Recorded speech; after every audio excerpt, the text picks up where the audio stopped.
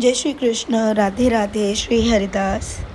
ये जो मैं लीला आप सबको आज बता रही हूँ, ये लीला बहुत ही महत्वपूर्ण और ज्ञानवर्धक है।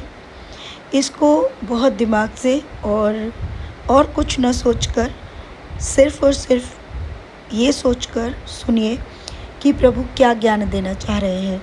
अगर मन में स्वार्थ है, भेद है, तो ये लीला आपको कभी कदापि समझ नहीं आएगी। लीला की शुरुआत मैं बहुत शॉर्ट फॉर्म में बताने वाली हूँ। ये लीला शुरू होती है एयरपोर्ट से। यहाँ सेविका अपने आप को एयरपोर्ट पे देख रही है।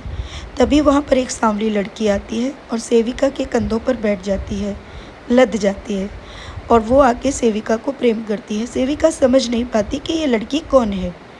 वो उसको हटाने की चेष्टा करती है, लेकिन वो सेविका की तारीफ़ कर रही है और कह रही है, तुम बड़ी सुंदर हो गई हो, पहले तो तुम ऐसी नहीं दिखती थी, तुमने मुझे पहचाना, मैं वही हूँ जो तुम्हारी दूर की सहेली दिल्ली की। तो तभी सेविका कहती है, कौन? मैंने नहीं पहचाना। लेकिन सेविका को लगता है कि जब तक मैं झूठ नहीं बोलूँगी ये लड़की मेरा पीछा नहीं छोड़ेगी। तो वो बोल देती है, हाँ हाँ, मैंने तुमको पहचान लिया है। तो तभी वो वहाँ से हट जाती है और वो कहती है, तुम पहले से काफ़ी अच्छी हो गई हो। तो सेविका बोलती है, अच्छा ऐसी बात है। तभी सेविका देखती है कि बेहद सुंदर वस्त्रों में एक छोटा सा बालक आगे एक लकुटी लिए चला आ रहा है, छोटी सी लकुटी। उसके बहुत सुंदर कमल नयन है। उसने बहुत मोटा मोटा काजल लगाया हुआ है। एक तरफ को उसने बाल जो है बनाए हुए हैं, छोटा सा जूड़ा टाइप का बनाया है, उसमें मोती वोती लड़ियाँ लगी हुई हैं। उसने एक वैष्णव तिलक लगाया है। होठ उसके एकदम गुलाबी है, लेकिन रंग एकदम काला है। उसके ठुड्डी पर भी एक कोई मणिक लगा हुआ है। उसके पैरों में छम छम पायल बज रही है जब वो चल रहा है। उसके हाथों में कुछ खड़ाऊ क्या है, कुछ समझ नहीं आ रहा है। सेविका बहुत मंत्रमुग्ध होकर उसकी माला, उसके कमर की गंदौनी देख रही है। कह रही है, दुनिया का इतना सुंदर बालक, वो भी इतना काला, मैंने कभी देखा ही नहीं। वो पागल सी हो गई है, एकदम दीवानों जैसी। और उसके मन में एक ही भाव आ रहा है, इस बच्चे को तो मैं अपने साथ लेके जाऊंगी। और इसी भाव से वो उस लड़की से कहती है, देख कितना सुंदर बालक है, मुझे ये बालक चाहिए।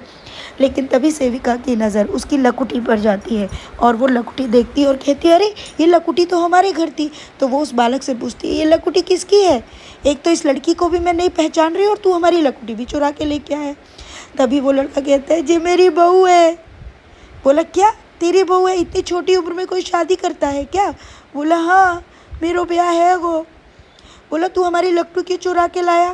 बोला, लकुटी मेरी है।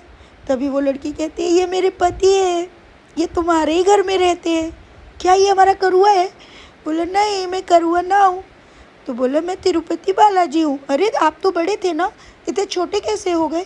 वो मैया को छोटे बालक अच्छे लगते ना, इसलिए मैं छोटा हो गया। मेरे पास तलवार भी है, देखो। बोला, अरे हाँ ये तो बड़े सुंदर लग रहे हैं आप तलवार। हाँ, जो भक्त मुझे मेरी आज्ञा अनुरूप चीज़ें करता है ना, मैं उसकी वस्तुएं लेकर बहुत प्रसन्न होता हूँ। मेरे दिल में वो भक्त हमेशा रहता है।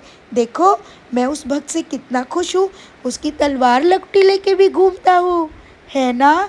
तो वो कह रही, हाँ प्रभु आप बहुत सुंदर लग रहे हो, बहुत सुंदर लग रहे हो। बोला, ऐसे ही अनंत भक्त हैं, हमेशा कहते हैं मेरे लिए आप कुछ नहीं करते। मैं कहाँ से करूँ? तुम भी तो अपने पाप नहीं हटाते हो, बस अपनी तिजोरी भरने में लगे रहते हो, कभी नहीं बोलते। तुमको पता नहीं तिरुपति बालाजी को क्या पसंद है? मुझे धन अनंत पसंद है, मुझे लक्ष्मी से बहुत प्यार है। तभी सेविका बोली, अच्छा लक्ष्मी आपकी पत्नी, इसीलिए आपको धन पसंद है, इसीलिए आपकी हुंडी में सब इतना धन डालते हैं? बोले, हाँ। बोला, लेकिन आप धन का क्या करोगे, आपकी तो खुद की पत्नी लक्ष्मी है ना। बोला, वो जो हुंडी में डलता है ना, वो इसलिए ताकि मनुष्य के जो पाप होते हैं, वो उस हुंडी में जो आवाज़ आती है ना धन की, कन कन टिक टिक जो भी आवाज़ आती है, उस आवाज़ से मनुष्य के पाप कर्म कटते हैं। और जब पाप कर्म कटते हैं ना, मुझे बहुत प्रसन्नता होती है। और जब मैं प्रसन्न होता हूँ ना, तो पद्मा उसके घर विराज जाती है और वो उसी पाप से रहित करके उनको उसका दुगना देती है। बोले, अच्छा ऐसी बात है? बोले, हाँ पूछ लो तुम पद्मा से। तो बस ये बता, तू हम दोनों का विवाह करेगी? बोले, हाँ मैं तुम्हारा नकली विवाह कर दूंगी। बोला, नकली नहीं, तुमको मंगलसूत्र देना होगा। तो बोली, ये तारीख है, मैं समझ गई तू करुआ है ना। बोले, मैं करुआ ना हूँ, ये पद्मा है। बोले, एक बात बताओ प्रभु मुझे, आपकी पत्नी स्वयं लक्ष्मी है, तो आप लोगों को तो हमें देना चाहिए ना, आप तो हमें ही कंगाल करने पे लगे हो, ऐसा क्यों, ये बताइए आप हमें। तो प्रभु बोलते हैं, पद्मा, हे पद्मा, ज़रा सोने की बारिश कर दो, ज़रा चांदी की बारिश करो, ज़रा धन की बारिश तो करो। सेविका भी ऐसे बोलती है, तू तो मेरी बेटी है ना पद्मा, कर दे बारिश। तो वो कह रही, तू मुझे लालच से बोल रही है ना। बोला, नहीं, अगर लालच होता तो मैं तुमसे अपना प्यार करवाती क्या, नहीं ना, मैं तो लालच नहीं करती हूँ। मैं ये भी जानती हूँ कि लक्ष्मी कहाँ विराजित होती है, जहाँ धर्म होता है, जहाँ दान होता है, जहाँ पुण्य होता है, जहाँ लालच की कोई सीमा नहीं होती। मैं जान गई कि तू अब हमारे घर क्यों आई है। बोले, हाँ, और जहाँ मेरे पति रहते। तो बोले, पद्मा, मैं ये भी जानती हूँ कि तुम्हारे पति कहाँ रहते हैं। जिन मनुष्यों के अंदर भक्ति और दान पुण्य और वैराग्य की भावना उत्पन्न होने लगती है, जहाँ वो मनुष्य गृहस्थ में रहकर भी वैराग्य जैसा जीवन जीने की सोच रखने लगता है, ऐसे घर में स्वयं लक्ष्मी नारायण वास करते हैं। तभी तो तुमसे कहा था ना कि मेरी हुंडी बना दो, तुमने अब तक मेरी हुंडी नहीं बनाई। बोलो, उस हुंडी से क्या होगा प्रभु? उस हुंडी से मनुष्य की मनोकामना पूर्ण होती है, उसकी मनोकामना पूर्ण होगी। बोले, वो कैसे? अरे अभी बोला ना। तभी माँ पद्मावती बोली, अरे जब मैं स्वयं तुम्हारे घर आई हूँ, मैं तुम्हें बता रही हूँ, मैं पहले भी आशीर्वाद दे चुकी हूँ, लेकिन तुमने अब तक वो कार्य संपूर्ण नहीं किया। हुंडी ऐसी बनाओ जैसी मैंने तुम्हें बताई है। सेविका बोली, ठीक है माँ, मैं वैसी हुंडी बना दूंगी, लेकिन उसकी कोई क्रिया है क्या? माँ बोली, हाँ, उसकी एक क्रिया है। जो कोई उसमें अपनी मनोकामना बोलते हुए उतनी देर तक ही धन की धार बहाता है, धार धार मतलब 1 बाय 1 चलता रहता है और मनुष्य की मनोकामना चलती रहती है, तब तक ही वो मनोकामना मांग सकता है और वो उसकी मनोकामना ज़रूर पूर्ण होती है। तो प्रभु बोले, हाँ, मैंने देखा नहीं, मेरे तिरुपति बालाजी में लोग करोड़ों का दान करते हैं, हीरे मोती माणिक दान करते हैं। ऐसा ही अब यहाँ पर ये भी मैं मेरी हुंडी जो है पद्मा बनवा रहे हैं। यहाँ पर स्वयं पद्मा जाके विराजित होती है, क्योंकि मुझे प्रसन्नता मनुष्य के पाप कर्म कटने से होती है। तो तभी सेविका बोली, प्रभु, और जिनके पास नहीं है वो? बोले, उनके लिए उनका सबसे बड़ा चिंतन उनका मन और चिंतन है, क्योंकि मुझे तो सबका पता है किसके पास क्या है। जिसके पास कुछ नहीं, मैं ये भी जानता हूँ, और कौन क्या कर सकता है मैं ये भी जानता हूँ। मनुष्य झूठ स्वयं से बोलता है, मुझसे नहीं बोल सकता। ये बात बोलकर प्रभु सेविका हाथ जोड़ती है और कहती है, प्रभु, जैसी आपकी आज्ञा, मैं हुंडी बना दूंगी और जैसा आप कहेंगे वैसा मैं कर दूंगी। तो बोले, हाँ, लाखों के चीज़ें जब डलती हैं, मनुष्य को उसका दुगना लाभ होता है। ये बात को तब समझ आएगी जब ये बात उनको समझ आए। मैं तुमको कुछ बताऊंगा, तुम उन लोगों को बता देना। सेविका बोली, नहीं प्रभु, हम किसी को कुछ नहीं बताएंगे, आपको जो करना है वो बताओ। तभी प्रभु एक ऐसे भक्त का नाम लेते हैं जिस भक्त पर अनंत विपदाएं अब आने वाली थी। तुरंत उन विपदाओं का नाम लेकर प्रभु ने उस भक्त का नाम बताया और उस तक वो आज्ञा की पूरा मैसेज पहुँचाने की बात की। हमने उस भक्त तक वो बात आज सुबह ही पहुँचा दी, लेकिन वो मैं लीला में नहीं बता सकती। और सत्य में उस घर के भक्तों के साथ वही चीज़ घटित हुई जो प्रभु ने बताई थी। खैर, ये बात होने के बाद माँ पद्मावती सेविका से कहती है, अब चल मेरे घर। सेविका बोली, माँ, तू तो अब आ गई ना हमारे घर, अब कहाँ जाना है? अरे अब तो तुझे वहाँ जाना पड़ेगा ना। अब तूने क्या बोला? कुछ काम बोला ना तूने मुझे? बोले, हाँ, तो उसके लिए तुझे फिर से अर्जी लगाने मेरे पास आना पड़ेगा। तो बोले, यहाँ अर्जी नहीं लगा सकते?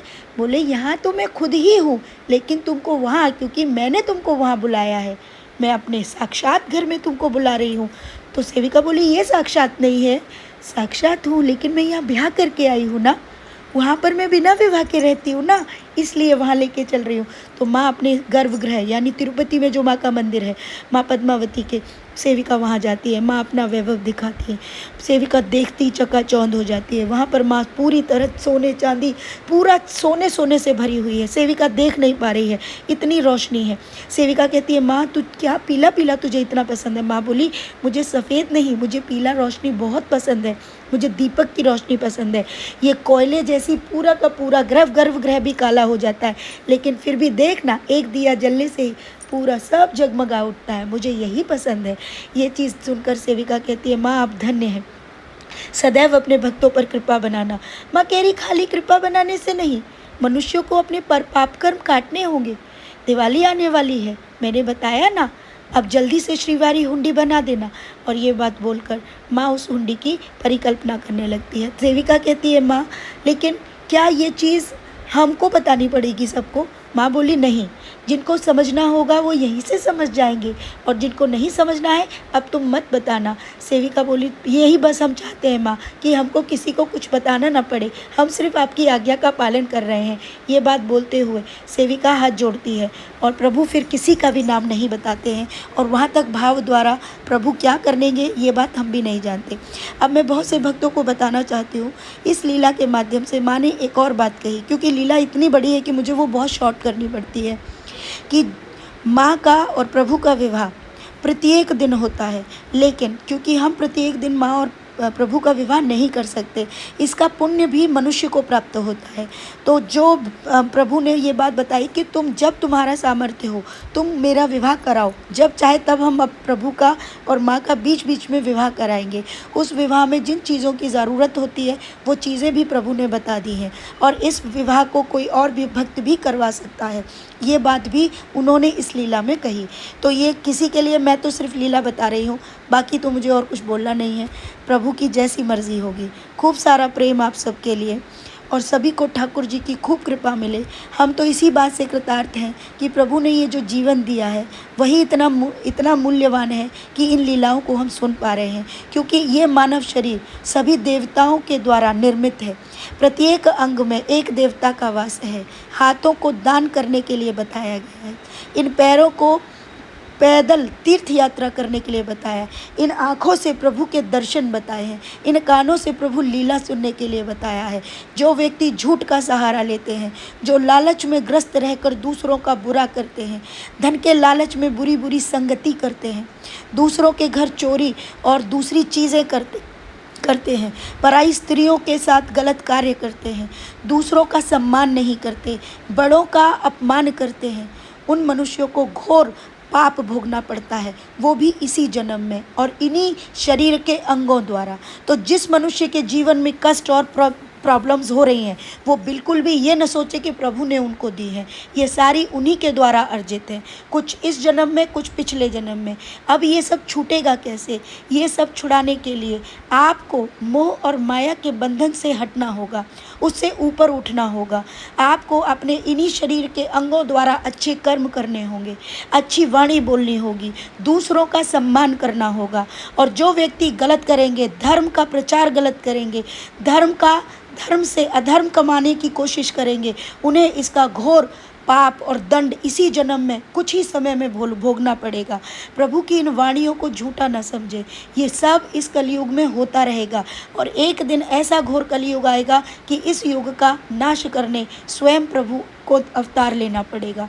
तो प्यारे भक्तों, जो प्रभु बता रहे हैं अपने जीवन को अच्छे कर्मों में लगाओ, अच्छे कार्य करो, अच्छी सोच रखो, किसी के लिए बुरा मत सोचो। तुम्हें लग रहा है कोई बुरा कर रहा है, बुरा दिख रहा है, जो अधर्म कर रहा है, वहाँ से एक साइड हो जाओ। अगर कुछ बुरा बोलने का भी कोई फ़ायदा नहीं, क्योंकि वो तुम्हारी बात समझेंगे नहीं, क्योंकि उन पर ईश्वर की कृपा नहीं है। ठीक है, तो बार बार मैं एक ही बात बता रही हूँ, अच्छे कर्म की तरफ बढ़ो। ना तो ये धन, ना दौलत और ना ही तुम्हारा नाम इस संसार में कुछ भी रहने